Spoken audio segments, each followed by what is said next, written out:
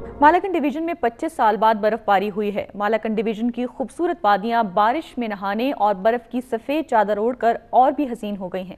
سوات سے شیرین زادہ کی report. Malakand division میں بارش اور برف باری سے خوشحالی کا خطرہ ٹل گیا ہے۔ سوات کے صدر مقام منگورہ میں بھی 1 فٹ تک برف پڑ چکی ہے۔ اس برف باری سے جہاں سردی بڑھ گئی ہے وہی پوری ضلع میں بجلی کا نظام بھی درہم برہم ہو گیا ہے۔ سوات میں کافی عرصہ بعد برف باری ہو رہی تھی، لیکن اس میں تکلیفات زیادہ ہے کیونکہ اس کی بجلی بھی نظام درہم برہم ہو گیا، گیس کا نظام بھی درہم برہم ہو گیا، تو بچوں کو تکلیف بہت زیادہ ہے۔ سوات کی بالائی علاقوں کالام، موشو، گبرال، اتروڑ اور ملم جبہ میں 8 فٹ تک برف پڑی ہے۔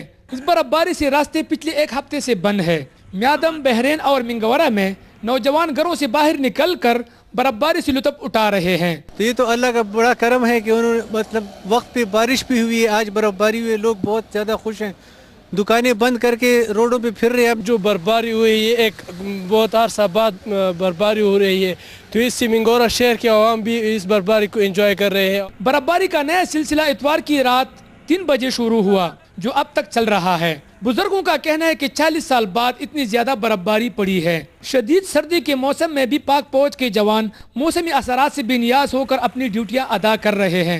برفباری کی وجہ سے مختلف علاقوں میں معمولی نقصانات بھی ہوئے ہیں۔